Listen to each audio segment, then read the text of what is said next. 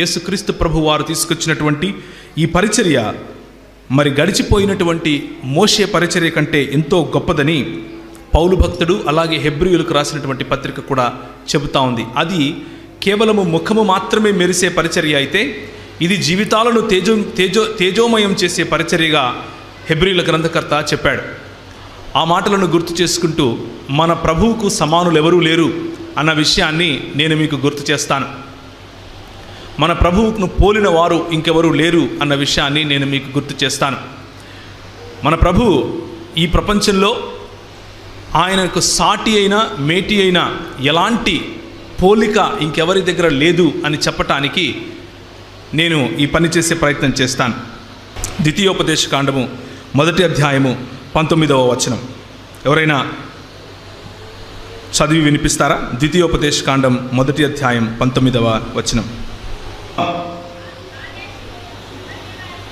ఘోరమైన మహారణ్యములో నుండి వచ్చి అమోరీయులు మన్నెపు మార్గమున కాదేశు బర్నేయుకు చేరితిమి.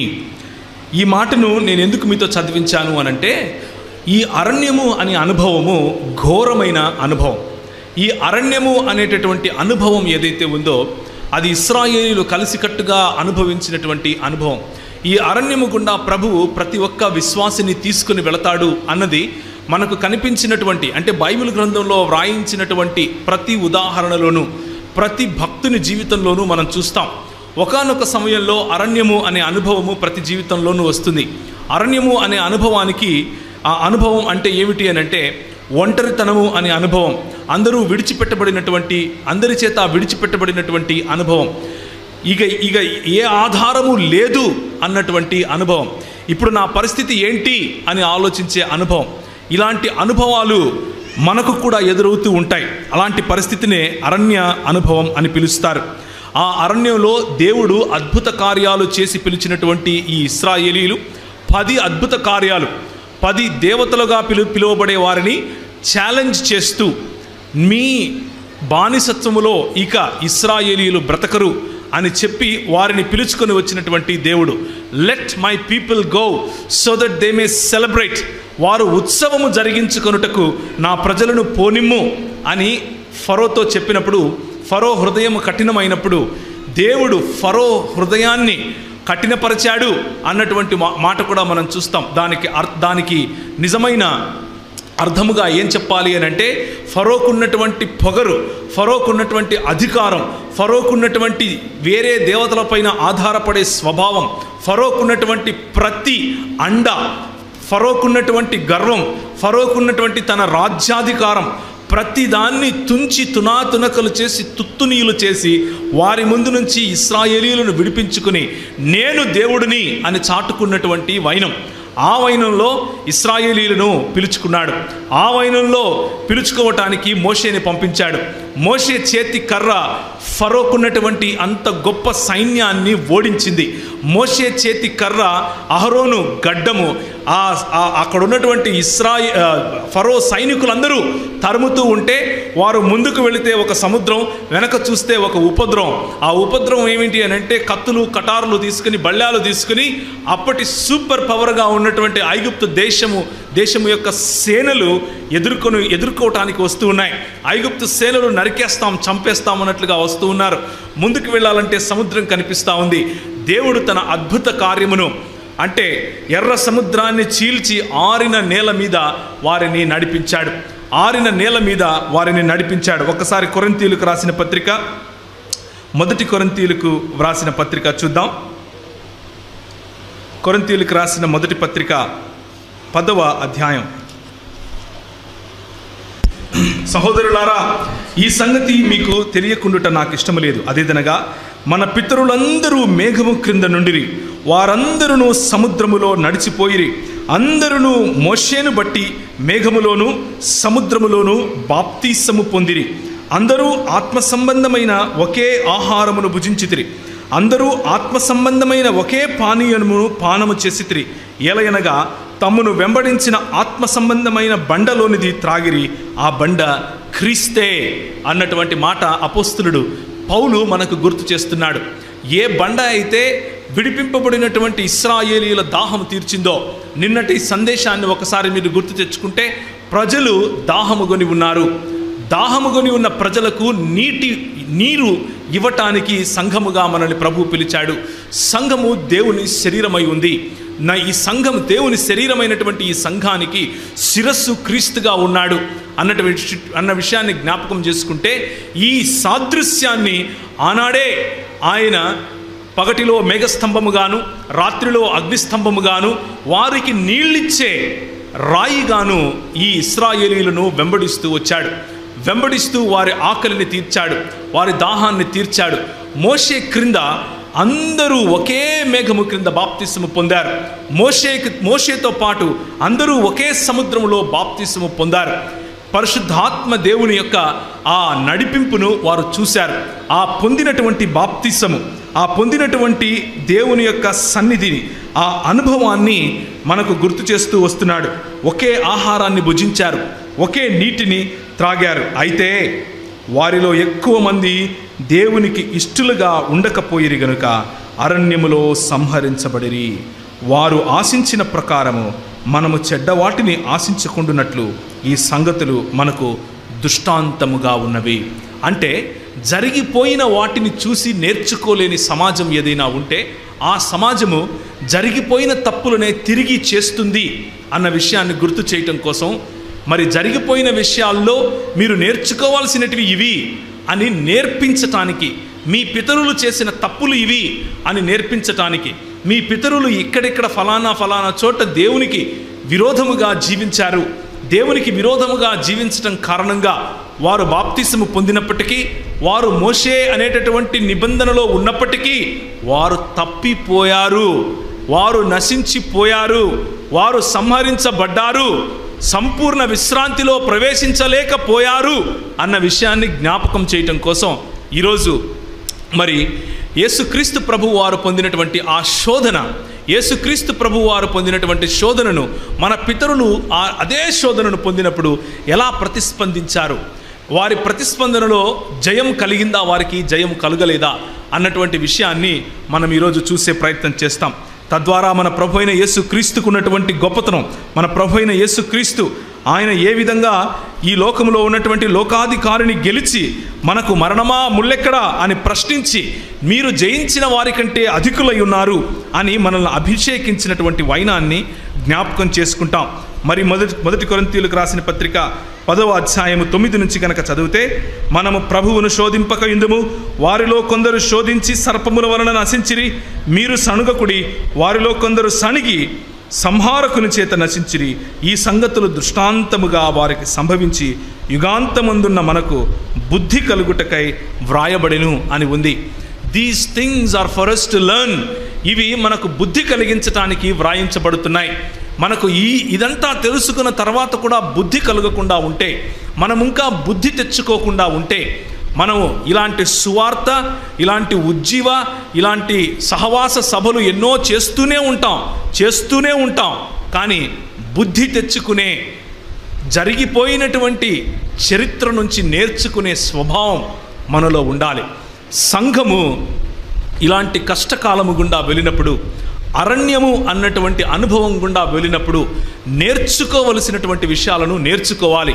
అగ్నిలో పుటము వేసి మేలిమి బంగారములాగా తీసినట్లుగా ప్రభువు మనము ఎంత శోధననైతే అనుభవించగలమో, ఎంత శోధననైతే మనము సహించగలమో అంతే శోధనను మన జీవితాలలో అలౌ చేస్తారు, అనుమతిస్తాడు. అనుమతించిన తరువాత ఆ పరీక్షలో మనం నెక్కగలిగితే దేవుడు శోధించువాడు కాదు, కానీ దేవుడు పరీక్ష పెట్టువాడు. దేవుడు ఎన్నటికీ ఎవరిని శోధింపడు. శోధకుడు ఒకడే, శోధకుడు సాతాను. కానీ దేవుడు పరీక్షిస్తాడు. పరీక్షించినటువంటి దేవుడు ఆ పరీక్షలో నెగ్గిన వారికి ఆయనకు తెలుసు, ఆయన సర్వజ్ఞుడైన దేవుడు అయినప్పటికీ నీకున్నటువంటి నీ చాయిస్, నీకున్నటువంటి నీ స్వచిత్తమును ఆయన పరీక్షకు గురి చేస్తాడు. పరీక్షకు లోను చేసినప్పుడు, పరీక్షకు నిన్ను ముందుకు తీసుకొని వెళ్ళినప్పుడు నీలో పరిపక్వత వస్తుంది. మన దేశంలో ఎందుకు పరీక్షలు పెడతారు, 10వ తరగతి పరీక్ష ఎందుకు పెడతారు అని అంటే, పరీక్ష వ్రాసినప్పుడు సాతాను ఈ దేన్నైతే ఒక శోధనగా మన జీవితంలోకి తీసుకొస్తుందో దాన్నే, అదే శోధనను ఆయన ఒక పరీక్ష రూపంలో మన దగ్గరికి తీసుకొని వచ్చినప్పుడు 10th క్లాస్ అబ్బాయి పరీక్ష రాసి పాస్ అయ్యి గర్వంగా బయటకు వచ్చి జూనియర్ కాలేజీకి ఎలా వెళ్తాడో, అలాగే మనం ఒక్కొక్క శోధనను జయిస్తూ, ఒక్కొక్క శోధనను మరి వెనక వేసుకుంటూ ముందుకెళుతూ, ఒక కాలేబులాగా, ఒక యెఫున్నె కుమారుడైనటువంటి కాలేబులాగా, నూని కుమారుడైనటువంటి మన యెహోషువ లాగా మనము ఉత్తీర్ణులం అవుతాం. అలా ఉత్తీర్ణులు అవటం కోసం, అలా పాస్ అవటం కోసం, పరిపక్వతలోనికి వెళ్ళటం కోసం మనం నేర్చుకోవలసినటువంటి విషయాలను నేర్చుకోవాలి. అలా నేర్చుకున్నప్పుడు మనకు మాదిరిగా ఉన్నటువంటి మన ప్రభువు గుర్తుకొస్తాడు. మన ప్రభువు అన్ని విషయాలలో నీలాగా నాలాగా శోధింపబడినప్పటికీ ఆయన ఏ విధంగా జయం సాధించాడు అన్న విషయాన్ని మనం జ్ఞాపకం చేసుకోవాలి. హెబ్రీయులకు వ్రాసినటువంటి పత్రిక 4వ అధ్యాయము 14వ వచనం, ఆకాశ మండలము గుండా వెళ్ళిన దేవుని కుమారుడైన యేసు అను గొప్ప ప్రధాన యాజకుడు మనకు ఉన్నాడు గనుక మనము ఒప్పుకొనిన దానిని గట్టిగా చేపట్టుదము. మన ప్రధాన యాజకుడు అంటే ఈ యేసు అనేటటువంటి నరుడు, ఈ యేసు అనేటటువంటి దేవుడు, ఈ యేసు అన్నటువంటి నరుడు మరియు దేవుడు అయినటువంటి యూనిక్ పర్సన్, ఇలాంటి వాడు ఇంకొకడు లేడు అని చెప్పేటటువంటి ఈ వ్యక్తి ఏమంటున్నాడు అంటే, మన ప్రధాన యాజకుడు మన బలహీనతల యందు మనతో సహానుభవము లేనివాడు కాడు గాని సమస్త విషయములలోనూ మనను వలె శోధింపబడినను ఆయన పాపము లేనివాడుగా ఉండెను గనుక మనము కనికరింపబడి సమయోచితమైన సహాయము కొరకు కృప పొందునట్లు ధైర్యముతో కృపాసనము యొద్దకు వెళ్ళదము. ఇది మనకున్నటువంటి నిరీక్షణ, ఇది మనకున్నటువంటి నిశ్చయత. ఆనాడు మోషే చేసినటువంటి పరిచర్యలో ప్రజలు ఓడిపోయారు. ఆనాడు మోషే తీసుకొచ్చినటువంటి నిబంధనలో ప్రజలు నిలవలేకపోయారు, ఓడిపోయారు. కానీ నేడు నీ మధ్య ఉన్నటువంటి నిబంధన ఓటమికి గురైనటువంటి నిబంధన కాదు. నేడు నీ మధ్య ఉన్నటువంటి నిబంధన, నువ్వు ఏ నిబంధనలో అయితే దేవునితో కలిసి ఉన్నావో ఆ నిబంధనలో గెలుపు తథ్యం. ఆ నిబంధనలో గెలుపు తథ్యం ఎందుకు అనంటే, పోరాడేది నీవు కాదు, నీకు ప్రతిగా, నీ పక్షముగా, నీ బలహీనతలను ఎరిగినటువంటి, నీకు సమానముగా ప్రతి విషయములోనూ శోధన గుండా వెళ్ళినటువంటి మన రక్షకుడు, మన ప్రభువు అయినటువంటి యేసుక్రీస్తు అనేటటువంటి ప్రధాన యాజకుడు మనకు ఉన్నాడు. ఆయన ఒకేసారి కృపాసనము దగ్గరికి, ఒకేసారి జడ్జ్మెంట్ సీట్ దగ్గరికి, అంటే మనకు వచ్చే తీర్పు అనేటటువంటి సీట్ దగ్గరికి ఆయన చేరి తన రక్త ప్రోక్షణ ద్వారా నిన్ను నన్ను దేవునితో ఐక్యపరిచాడు. నీకు నాకు ఆ నిశ్చయతను దయచేశాడు. కాబట్టి యేసు ప్రభువు జీవితంలో ఆయన ఏ విధంగా ఈ అపవాదిని ఎదుర్కొన్నాడు, ఏ విధంగా ఎదుర్కొన్న తర్వాత ఆయన విజయాన్ని సాధించాడు అని చూస్తే, మన పితరులు ఏ విధంగా ఎదుర్కొన్నప్పటికీ ఓడిపోయారు, ఏంటి ఆ కారణాలు అని చూస్తే మనకు తేటతెల్లగా మన ప్రభువు యొక్క అసమానత అర్థమవుతుంది. నీకుంటే సమానుడు, నీలాంటి దేవుడు ఎవరైనా ఉన్నాడా అని అనటానికి సాధ్యపడుతుంది. కాబట్టి ఈరోజు కొన్ని నిమిషాలు మనము మన పితరుల యొక్క జీవితం వైపుకు చూద్దాం. మొదటి శోధన, ఆ శోధకుడు ఆయన యొద్దకు వచ్చి, నీవు దేవుని కుమారుడివైతే ఈ రాళ్లను రొట్టెలుగునట్లు ఆజ్ఞాపించుమనెను. అందుకు ఆయన, మనుష్యుడు రొట్టెల వలన మాత్రము కాదు గాని దేవుని నోటి నుండి వచ్చు ప్రతి మాట వలన జీవించును అని వ్రాయబడి ఉన్నది అని అనెను. మొట్టమొదటిగా మనం అర్థం చేసుకోవాల్సిన విషయం ఏమిటి అని అంటే, శోధకుడు ఏదో కొత్త విషయాలు తీసుకొని వచ్చి చూపడు. శోధకుడు దేవుని వాక్యంలో నుంచే మాట్లాడతాడు. నీకు వాక్యం తెలుసు అని అంటే, సాతాను చేసేది ఏంటి అని అంటే, వీడికి వాక్యం తెలుసు, వీడిని వాక్యంతోనే పడేద్దాం అంటాడు, వాక్యంతోనే పడేస్తాడు.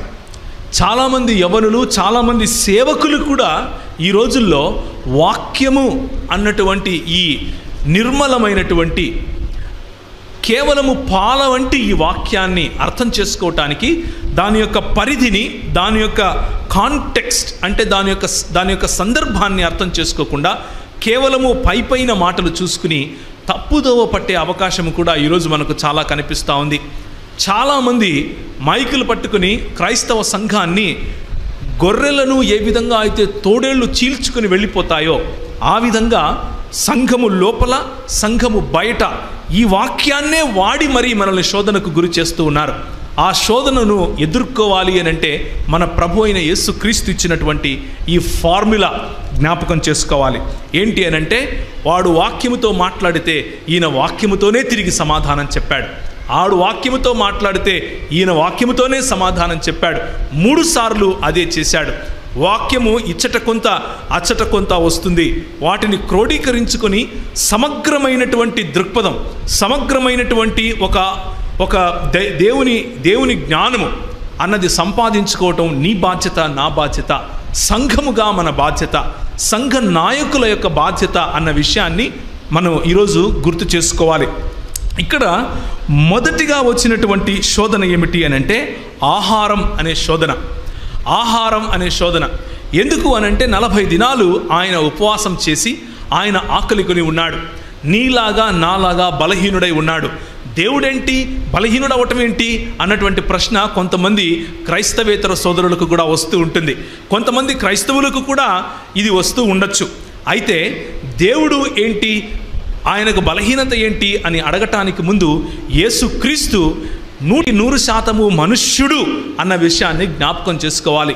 100% దేవుడు అన్న విషయాన్ని జ్ఞాపకం చేసుకోవాలి. ఆయనలో ఉన్న దేవత్వము ఎంత 100% దేవత్వమో ఆయనలో ఉన్నటువంటి మనుష్యత్వము కూడా 100% మనుష్యత్వము అని అంటారు. దీన్నే ఏమంటారు అనంటే దైవ మానవుడు అన్నటువంటి థియోలాజికల్ పదము ఇక్కడ వాడవలసి ఉంటుంది.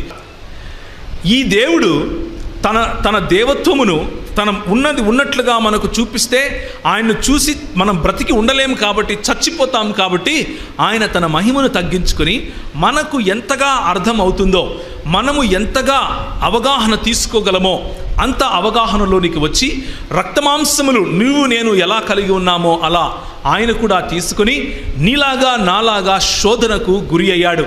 అయితే తేడా ఏమిటి అనంటే, నీవు నేను శోధనకు గురి అయితే పడతాం, ఈయన శోధనకు గురి అయితే శోధకుణ్ణి జయిస్తాడు.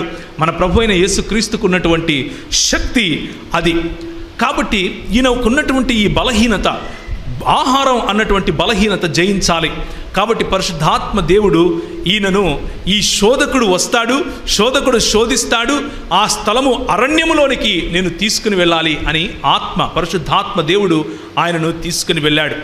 ఈ శోధన, ఈ అరణ్యము అనేటటువంటి అనుభవం ఒకవేళ నీ జీవితంలో ఇప్పుడు గడుస్తూ ఉందేమో, ఆహారము అన్నటువంటి కొరత, లేకపోతే నీకు కావలసినటువంటి వనరులలో ఉన్నటువంటి కొరత ఒకవేళ నీ జీవితంలో ఇప్పుడు ఉందేమో, అలాంటి కొరతను తీసుకుని వచ్చి ఇదేం దేవుడురా, ఈ దేవుడి దగ్గరికి పోయినావు నువ్వు అని నిన్ను అపవాది శంకించే విధంగా శోధిస్తూ ఉన్నాడేమో.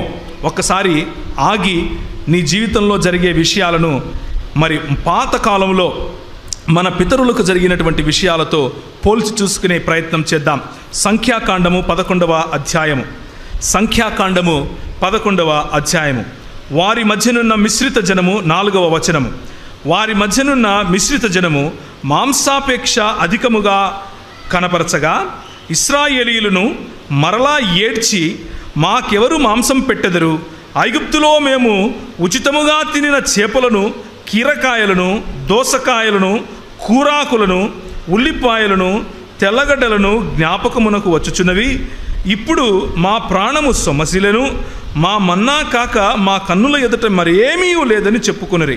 ఆ మన్నా కొత్తిమీర గింజ వలె ఉండెను, చూపునకు అది బోళము వలె ఉండెను. జనులు చిరుగుచు దానిని కూర్చుకొని తిరుగుట విసిరి లేక రోట దంచి పెనము మీద కాల్చి రొట్టెలు చేసిరి. దాని రుచి క్రొత్త నూనె రుచి వలె ఉండెను. ఇది సమస్య. ఏంటి అనంటే మిశ్రిత జనము అంటే ఐగుప్తు దేశంలో ఇశ్రాయేలీయులను పిలిస్తే ఈ ఇశ్రాయేలీయులు ఏం చేశారు అనంటే ఐగుప్తు దేశం నుంచి కొంతమందిని తోడుకొచ్చుకున్నారు. ఒరే నాయన, నిన్ను నేను పిలిచానురా, నీవు నా కోసం ప్రత్యేకించబడ్డావు, నిన్ను నేను ఒక సంఘముగా ఎక్లీసియాగా చేస్తున్నాను అని అంటే కొంతమంది కాళ్ళు అటు ఒకటి ఇటు ఒకటి ఉంటాయి. ఒక పక్క లోకంలోనూ ఒక పక్క సంఘములోనూ ఉంటాయి. అంటే దృక్పథ రీత్యా మనము ఇంకా సంపూర్ణంగా ఒక ఓడలోనికి రాని వారముగా ఉంటాం. కాబట్టి మిశ్రిత జనాన్ని కూడా వీళ్ళు పోగేసుకొని తెచ్చుకున్నారు. ఈ మిశ్రిత జనము ఏం చేస్తున్నారు అని అంటే, వీళ్ళలో మొదటి శోధన మొదలు పెడుతున్నారు. ఏంటా శోధన? ఆహారము అనే శోధన. ఆహారము అనే శోధన. వీళ్ళకంట దోసకాయలు, కీరకాయలు, తెల్లగడ్డలు, ఉల్లిపాయలు, మాంసము ఇదంతా ఉచితంగా వచ్చిందంట. ఎక్కడ? ఫరో దగ్గర. ఉచితంగా వచ్చిందా? కొరడాలు పట్టుకొని తన్నుతే వచ్చింది. 400 సంవత్సరాలు బానిస బతుకుతే వచ్చింది. వాళ్ళు ఉండటానికి పెద్ద పెద్ద మహళ్ళు కట్టమని, వాళ్ళు ఉండటానికి వాళ్ళు చచ్చిపోతే బూడ్చిపెట్టడానికి పెద్ద పెద్ద పిరమిడ్లు కట్టడానికి వీళ్ళ బ్రతుకులు వాడుకున్నారు. వీరిని బానిసలుగా చేసి పీడించారు, హింసించారు. ఆ కొరడాలు గుర్తు రావట్లేదు, వాళ్ళు పెట్టినటువంటి హింసలు గుర్తు రావట్లేదు, వీళ్లకు డబల్ పని పెట్టండి అన్నటువంటి మాటలు గుర్తు రావట్లేదు. ఏం గుర్తొస్తుంది? ఉల్లిపాయ గుర్తొస్తుంది, తెల్లగడ్డలు గుర్తొస్తున్నాయి, చేపలు గుర్తొస్తున్నాయి, మాంసం గుర్తొస్తుంది, అల్లం వెల్లుల్లి గుర్తొస్తున్నాయి వీళ్ళకి. ఇదే క్రైస్తవుల ఈనాటికి ఇదే సమస్య. దేవుడు ఇచ్చిన దాన్ని మరిచి ఇంకా కావాలి, ఇంకా కావాలి, ఇంకా కావాలి అన్నటువంటి మిశ్రిత జన సమూహంలో ఉన్న ఆలోచనలు మనలో ఉంటాయి. మన ప్రభువు ఈ ఆహారము అనేటటువంటి ఈ చిన్న శోధనను ఆయన జయించాడు. కానీ మన పితరులు ఆ శోధనలో పడ్డారు. ఆ శోధనలో పడటం ద్వారా వాళ్ళు చేయాల్సిందల్లా ఏమీ లేదు. వాళ్ళకంట చెప్పులు అరిగిపోలేదంట. వాళ్ళకంట ఆ 40 సంవత్సరాలు వాళ్ళు నడుస్తూ ఉన్నప్పుడు చెప్పులు అరిగిపోలేదు, వారేసుకున్న బట్టలు చిరగలేదు. అంటే ఎలాంటి వనరులు దేవుడు ఇచ్చి ఉంటాడంటారు? ఎంత సంరక్షణ వాళ్ళకి ఇచ్చి ఉంటాడంటారు? అవన్నీ గుర్తు రావట్లేదు. ఏం గుర్తొస్తున్నాయి? మాంసము లేదు, దోసలు లేవు, కీరకాయలు లేవు, దోసకాయలు లేవు.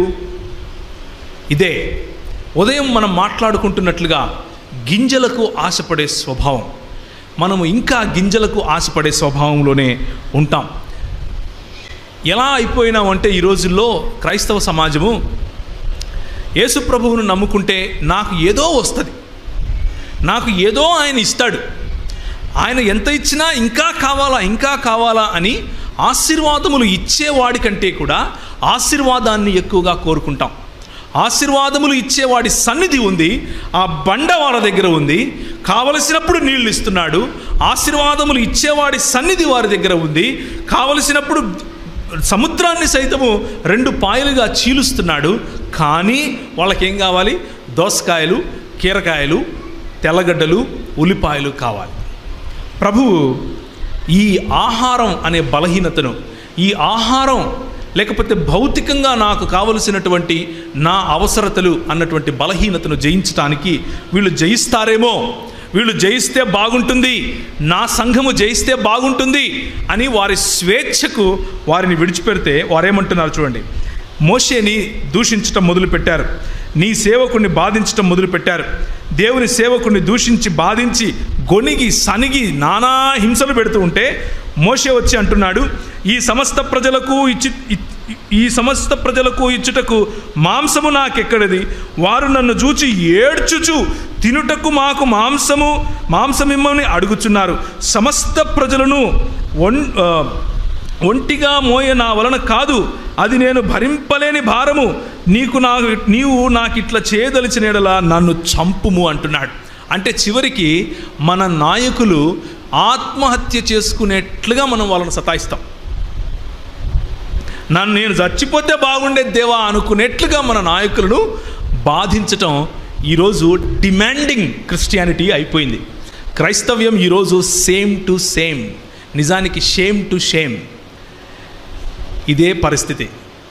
నాకు ఇంకా రాలేదు, నాకు ఇంకా కాలేదు, నాకు ఇది లేదే, నాకు ఇది లేదే, నాకు ఇది లేదే, నా కొడుకు పాస్ కాకపోతే సేవకన్నా ప్రార్థన చేయలేదు అనే పరిస్థితికి దిగజారాం. నా బిడ్డకు పెళ్లి కావట్లేదు అని అంటే పాస్టర్దే తప్పు అనే పరిస్థితికి దిగజారాం. అలాంటి పరిస్థితుల్లో నాయకులు ప్రభు దగ్గరికి వెళ్ళి నన్ను చంపేయి ప్రభు అంటున్నాడు. మీకు ఒక సలహా ఇస్తాను ఈరోజు, ఆఫ్ ద టాపిక్, మనం ఎన్నుకున్నటువంటి సబ్జెక్టుకు కొంచెం పక్కగా. మీకు వాక్యోపదేశం చేసి మీకు ముందున్నటువంటి నాయకులు ఉంటారు. వారిని జ్ఞాపకం చేసుకోవటం దేవుడిచ్చినటువంటి ఆజ్ఞ. హెబ్రీలకు రాసిన పత్రిక ఆఖరి అధ్యాయంలో. అలాగే ఇప్పుడు మీకు వాక్యోపదేశం చేస్తున్నటువంటి సేవకులు, ఇప్పుడు మీకు నాయకులుగా ఉంటున్నటువంటి సేవకులు, వారిని జ్ఞాపకం చేసుకోండి. మీరు అనుకుంటున్నట్లుగా వారు భోగభాగ్యాలను అనుసరించే, లేకపోతే ఏదేదో అనుకుంటూ ఉంటారు. నిజానికి వారు ఒంటరి వారు. నిజానికి వారిపైన కొంచెం దయ చూపించండి. నిజానికి వారి దగ్గరికి వాళ్ళు 100 మందిలో ఉన్నప్పటికీ, 1000 మందిలో ఉన్నప్పటికీ ఒంటరితనాన్ని అనుభవిస్తూ ఉంటారు. వారు చెప్పుకోలేని విషయాలు చాలా ఉంటాయి. వాళ్ళు చెప్పుకుందాము అని ఎవరైనా అనుకుంటే, అయ్యో పాస్టర్ కూడా ఇంతేనా అని ఎక్కడ అనుకుంటారో అన్నటువంటి ద్వంద్వభావంలో వాళ్ళు ఉంటారు. ఒక ఆత్మన్యూనతాభావంలో ఎదుగుతూ ఉంటారు. ఒక్కొక్కసారి అందరి గురించి చెప్పట్లేదు. ఎక్కువ భాగం సేవకులు ఒంటరిగా ఉంటారు. ఎక్కువ భాగం సేవకులకు ఒక మనసు విప్పి మాట్లాడుకోవటానికి ఫ్రెండ్ దొరకడు. అందరూ విశ్వాసులే దొరుకుతారు. అయ్యా నా కోసం ప్రార్థన చేయి, నాకు ఇది కావాలా, అయ్యా నా కోసం ప్రార్థన చేయి ఇది. ఎందుకంటే ఎక్స్పెక్టేషన్స్ పెరిగిపోతాయి.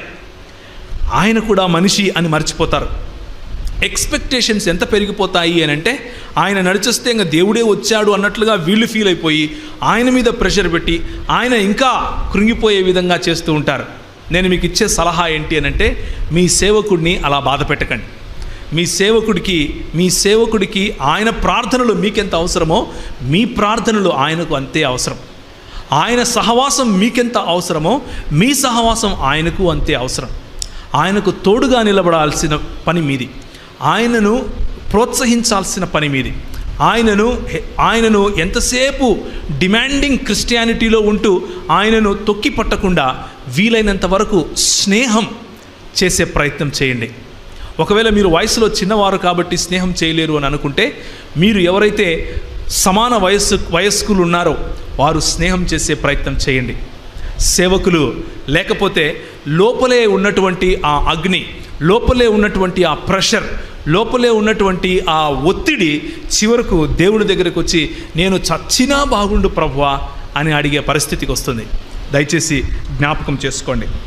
1 నెల దినముల వరకు ఇది జరిగిన తర్వాత ప్రభువు ఈ మాట అంటున్నాడు.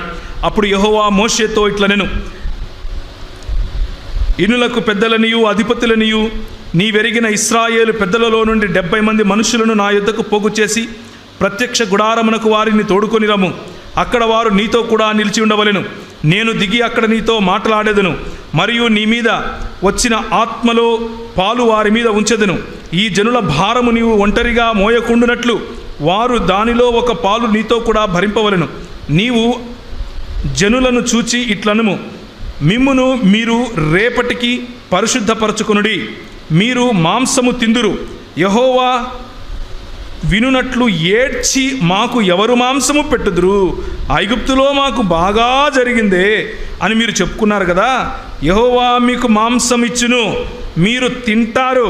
1 దినం కాదు, 2 దినాలు కాదు, 5 దినాలు కాదు, 10 దినాలు కాదు, 20 దినాలు కూడా కాదు, 1 నెల దినములు. అనగా అది మీ నోట్లో పెడితే ముక్కులేకి వస్తుంది. ఏమంటాం చూడ అక్కడ, మీకు అసహ్యం పుడుతుంది.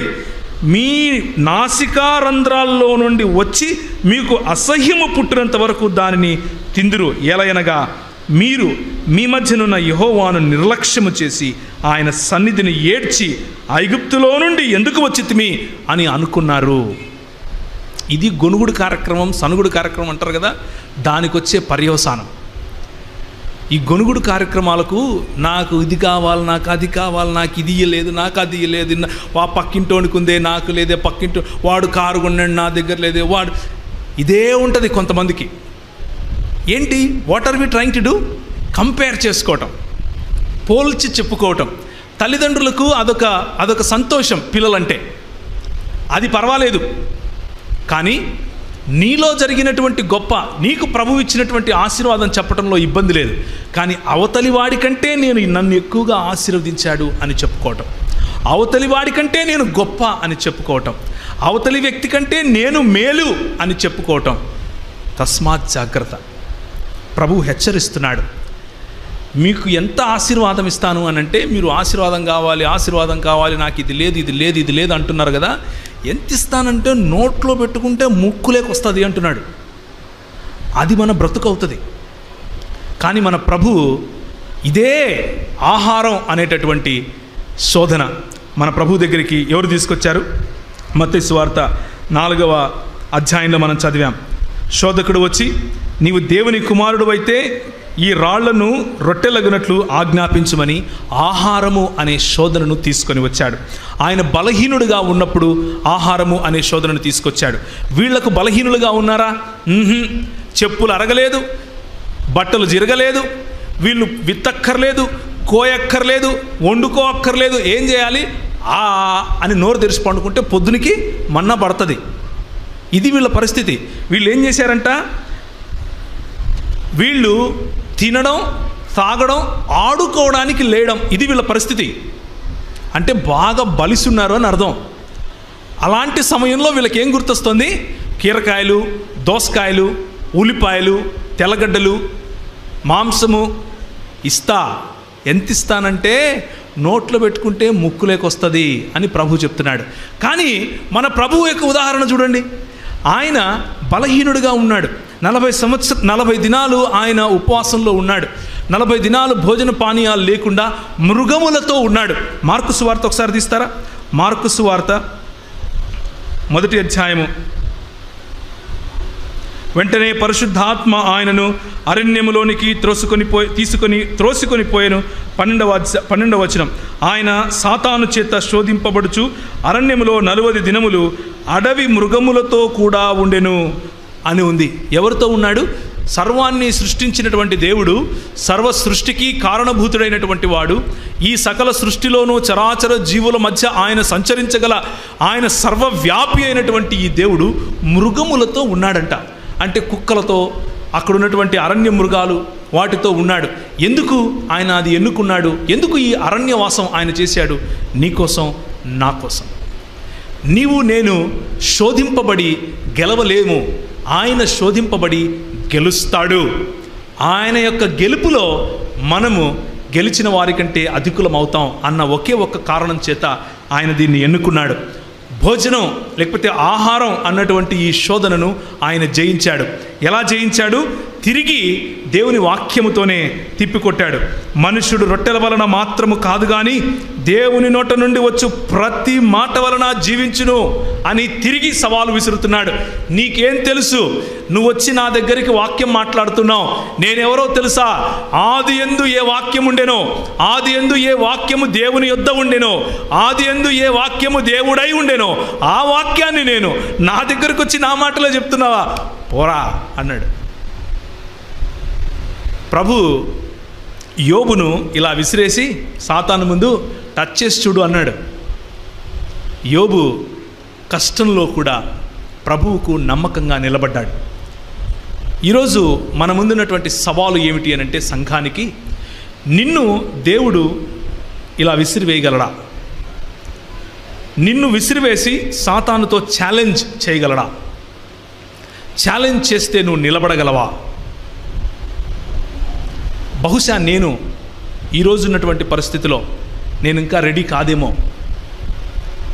కానీ మనము, దేవుని సంఘము అనేటటువంటి మనము ఇప్పటికీ రెడీనే. అలా ఉండగలగాలి. ఎందుకు అనంటే, మనము ఇండివిజువల్గా వీక్ అవ్వచ్చు, వ్యక్తిగతంగా బలహీనులం అవ్వచ్చు, కానీ సామూహికంగా, సంఘపరంగా మనము సమిష్టిగా ఉంటే మనము బలవంతులం. ఆ బలము సాతానుడు, ఆ బలము నుండి మనల్ని వేరు చేయలేడు. కాబట్టి 1 నెల దినముల వరకు, అనగా అది మీ నాసికారంధ్రములలో నుండి వచ్చి మీకు అసహ్యము పుట్టు వరకు దానిని తిందురు అని చెప్పాడు. అదే జరిగింది. ఆ తర్వాత మోషే వాళ్ళ మధ్య కొన్ని పూరేళ్లను పడేస్తాడు. ఆ పూరేళ్ళన్నీ రాలుతాయి, పూరేళ్ళను తింటారు. తిన్న తర్వాత ఆ అరక్క చచ్చిపోతారు. తిన్నది అరక్క చచ్చిపోతారు. చూడండి, వాక్యము ఎంత స్పష్టంగా మనకు చెబుతా ఉందో. ఆశీర్వాదము మాత్రమే నాకు కావాలి, ఆశీర్వాదం ఇచ్చేవాడి కంటే నాకు ఆశీర్వాదమే ప్రాముఖ్యం అని అనుకుంటే ఆ ఆశీర్వాదము మనల్ని చంపుతుంది. ఆ ఆశీర్వాదము మనల్ని చివరికి నిర్వీర్యులుగా చేస్తుంది. ఆ ప్రాంతానికి హిబ్రోత్ హత్తావా అని పేరు పెట్టారు. చూడండి 34వ వచనం. మాంసాపేక్ష గల వారిని జనులు అక్కడ పాతిపెట్టినందున ఆ స్థలమునకు హిబ్రోతు హత్తావా అను పేరు పెట్టబడెను. హిబ్రోతు హత్తావా అంటే అర్థం ఏమిటంటే దురాశ గల వాళ్ళ సమాధులు అని. దురాశ గల వాళ్ళ సమాధులు. హిబ్రోత్ అనేటటువంటి ఈ అరణ్య అనుభవం, మన ప్రభువు అదే అనుభవం గుండా వెళ్ళాడు నీకోసం నా కోసం. అదే అనుభవం గుండా వెళ్ళి మన పితరులు చచ్చినట్లుగా, మన పితరులు బలహీనతలో చచ్చిపోయినట్లుగా ఆయన అలా ఓడిపోకుండా మన కోసం గెలిచాడు. గెలిచి నూతన నిబంధనలోకి నిన్ను నన్ను ఆహ్వానిస్తున్నాడు. ఆనాడు మోషే దగ్గర మోషేతో వారు మేఘములో బాప్తిసం పొందారు, వారు నీటిలో బాప్తిసం పొందారు. ఆనాడు పరిశుద్ధాత్మ దేవుడు వారిని నడిపించాడు. నేడు మిమ్మల్ని పరిశుద్ధాత్మ దేవుడు స్వయంగా అగ్నిలోను బాప్తిసం ఇవ్వటానికి సిద్ధం. ఆయన బాప్తిసం ఇచ్చినప్పుడు, ఆయన యొక్క సర్వాంగ కవచమును ధరించుకున్నప్పుడు, ఆయన యొక్క యుద్ధ సైనికుడిగా యుద్ధ సన్నద్ధుడివై జీవించే సమయంలో నువ్వు తప్పక విజయాన్ని సాధిస్తావు. ఒకరోజు నువ్వు ఓడిపోవచ్చు, 2 రోజులు నువ్వు ఓడిపోవచ్చు, నీలో బలహీనత పాపం వైపుకు నిన్ను లాగొచ్చు. కానీ నువ్వు నిలబడగలిగితే, కానీ నువ్వు ప్రభువైన యేసుక్రీస్తు తీసుకున్నటువంటి మార్గం వాక్యముతోనే జీవిస్తాను, వాక్యము అన్నటువంటి మాటల ఆ నియమాలను ఆధారంగా చేసుకుని నేను జీవిస్తాను అని నిర్ణయించుకుంటే గెలుపు నీదే. 2వ అరణ్య అనుభవం, నీవు దేవుని కుమారుడవైతే క్రిందికి దూకుము అని ఆయన నిన్ను గూర్చి తన దూతలకు ఆజ్ఞాపించి, నీ పాదం ఎప్పుడైనాను రాతికి తగలకుండా వారు నిన్ను చేతులతో పట్టుకుంటారు అని వ్రాయబడింది కదా అని ఆయనతో చెబుతున్నాడు. మొదటి శోధన ఆహారం, 2వ శోధన ఆధారం. ఇక్కడ వస్తున్నటువంటి శోధన ఏమిటి అని అంటే, నీకేంది ఆధారం? నీకు నిజంగా దేవుడే ఆధారం అయితే నిరూపించుకో. కీర్తనల గ్రంథంలో ఫలానా చోట ఇలా రాయబడింది కదా, అది నీ గురించే కదా రాయబడింది, అది మెస్సియానిక్ ప్రాఫెసీనే, అంటే క్రీస్తుకు సంబంధించినటువంటి ప్రవచనమే కదా, మరి దూకు, నిన్నొచ్చి దేవదూతలు పట్టుకుంటారు కదా అని ఏం చెప్తున్నాడు? శోధిస్తున్నాడు. ఎవరిని శోధిస్తున్నాడు? యేసుక్రీస్తు ప్రభు వారిని శోధిస్తున్నాడు. హెబ్రీయులకు రాసినటువంటి పత్రిక 3వ అధ్యాయం. నేడు మీరు ఆయన శబ్దము వినిన యెడల అరణ్యములో శోధన దినమందు కోపము పుట్టించినప్పటి వలె మీ హృదయములను కఠినపరచుకొనకుడి. 40 సంవత్సరములు నా కార్యములను చూచి మీ పితరులు నన్ను పరీక్షించి శోధించిరి. కావున నేను ఆ తరము వారి వలన విసిగి, వీరెప్పుడునూ తమ హృదయాలోచనలలో తప్పిపోవచ్చున్నారు, నా మార్గములను తెలుసుకొనలేరు. కనుక నేను కోపముతో ప్రమాణము చేసినట్లు వారు నా విశ్రాంతిలో ప్రవేశింపరని చెప్పితిని అంటూ మన పితరులు చేసినటువంటి తప్పు, మన పితరుల యొక్క ఈ తొట్టిల్లే స్వభావాన్ని మరి ఒకసారి మనకు హెబ్రీ గ్రంథకర్త గుర్తు చేస్తున్నాడు. మన ప్రభు అయినటువంటి యేసుక్రీస్తు ప్రభు వారికి ఏ విధంగా అయితే శోధన వచ్చిందో, ఆధారము అనే శోధన వచ్చిందో, అదే శోధన ఎవరు నీకు ఆధారం అన్నటువంటి శోధన మన పితరులకు కూడా వచ్చింది. అయితే వారు తిరిగి యెహోవాను శోధించటం లాగా కనిపిస్తున్నాం. ఇదో కింద ఉంటుంది చూడండి. అయితే అతనితో కూడా పోయిన ఆ మనుషులు, ఆ జనులు మనకంటే బలవంతులు, మనము వారి మీదికి పోజాలము, మరియు వారు తాము సంచరించి చూచిన దేశమును గూర్చి ఇశ్రాయేలుతో చెడ్డ సమాచారము చెప్పి, మేము సంచరించి చూచిన దేశము తన నివాసులను భక్షించు దేశము, దానిలో మాకు కనబడిన జనులందరూ ఉన్నత దేహులు, అక్కడ నెఫీలీయుల సంబంధులైన అనాకు వంశపు నెఫీలీయులను చూచితిమి, మా దృష్టికి మేము మిడతల వలె ఉంటిమి, వారి దృష్టికిని అట్లే ఉంటిమి అనిరి. ముందు ప్రాబ్లం ఏమిటంటే, ఈ ఓడిపోయే లేకపోతే ఇలాంటి ఆహారము, ఆధారము మరియు ఆరాధన అన్నటువంటి శోధనలలో పడిపోయే వారి వైఖరి, వారి దృక్పథం ఎలా ఉంటుంది అని అంటే, వారి కళ్ళకు వాళ్ళు మిడతల్లాగా కనిపిస్తారు. ఆత్మన్యూనతా భావం, మనలో ఉన్నటువంటి యేసుక్రీస్తు శక్తిని గ్రహించుకోలేనటువంటి పరిస్థితి, మన దేవుడు ఎవరై ఉన్నారు అన్నటువంటి ఆ సత్యాన్ని గ్రహించలేని పరిస్థితి. దేవుని ఎరిగిన వారు బలము కలిగి గొప్ప కార్యాలు చేస్తారు అని దానియేలు గ్రంథంలో రాసిన మాటను ఒకసారి జ్ఞాపకం చేసుకుంటే, తన దేవుణ్ణి ఎరిగిన వారు ఇలాంటి పరిపక్వతలోకి వెళ్ళటానికి సవాళ్లను ఎదుర్కొంటారు. సవాళ్లను తీసుకుని దాంట్లో ఒక పాజిటివ్, దాంట్లో ఒక సకారాత్మకమైనటువంటి వైఖరిని కలిగి ఉంటారు. వీడు పెద్దగా ఉన్నాడా, వీడిని కొట్టి తీరాలి అని ఆలోచిస్తారు. ఈ ఈ ఈ శోధన నేను జయించలేనిదా, జయించి తీరతాను అని నిర్ణయించుకుంటారు. ఇది యెఫున్నె కుమారుడైనటువంటి కాలేబు చెప్పినటువంటి మాట. అదే తర్వాత నూను కుమారుడైనటువంటి యెహోషువ కూడా ఇదే మాట చెబుతాడు. యెహోషువ గ్రంథంలో ఇదే కాలేబుకు దేవుడిచ్చే ఒక ఖితాబు, దేవుడిచ్చే ఒక అవార్డు ఏంటో తెలుసా? యెఫున్నె కుమారుడైనటువంటి కాలేబు నా ముందు నిండు మనస్సుతో నన్ను అనుసరించాడు, యథార్థ హృదయంతో నన్ను అనుసరించాడు. కాబట్టి ఈయనకు భేదము కలిగినటువంటి క్రైస్తవ జీవితాలలో ఉండే వైఖరి, చిన్న చిన్న గింజలకు, కీరకాయలకు, దోసకాయలకు పడిపోకుండా,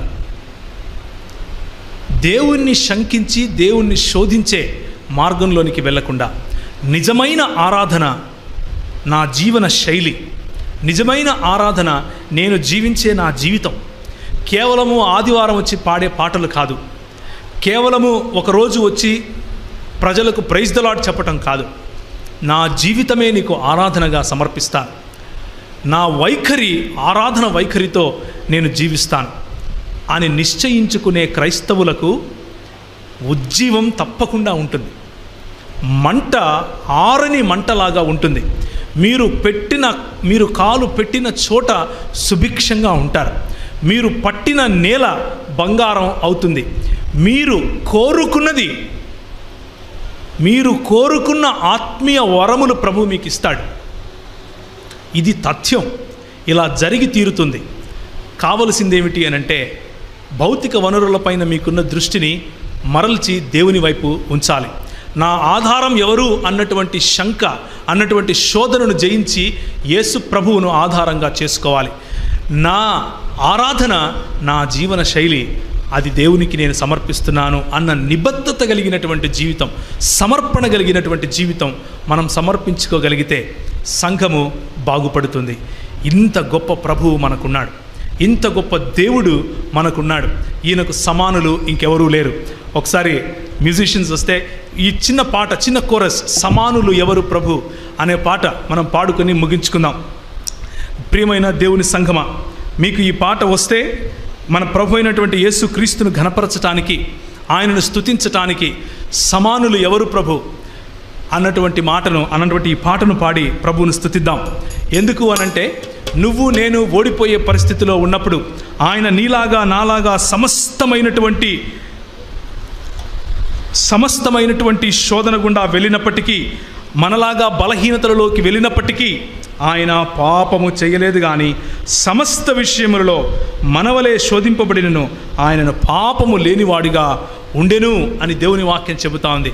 కనుక మన ప్రభువు యొక్క ఘనత, ఆయనకు సమానులు ఎవరూ లేరు అన్నటువంటి ఈ పాటను పాడుకుంటూ ముగించుకుందాం.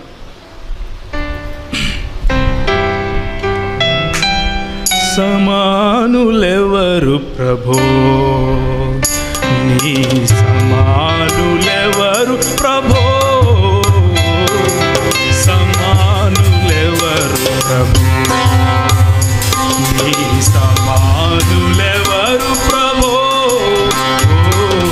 సమస్త మానవ శ్రమానుభవములు,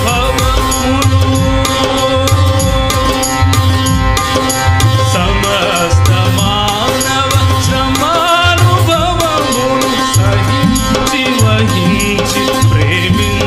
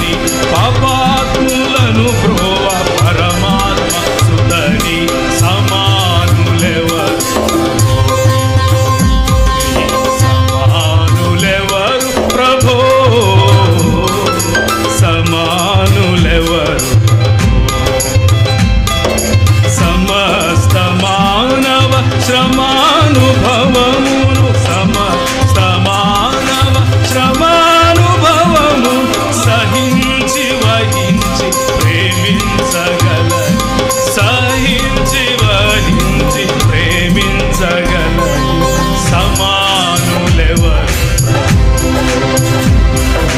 సమానులెవరు ప్రభో సమానులెవరు ప్రభో.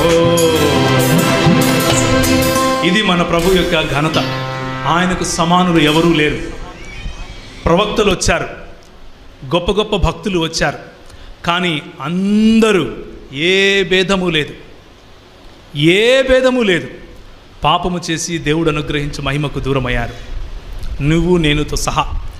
కానీ మన ప్రభు పాపాన్ని జయించి మనకు సమానత్వాన్ని దయచేశాడు.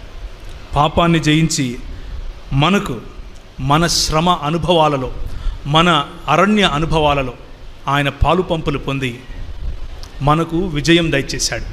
ఇలాంటి ప్రభువుకు తిరిగి మనం మన జీవితాలను సమర్పించుకుందాం. తలలు వంచుకుంటే ప్రార్థన చేసుకుందాం.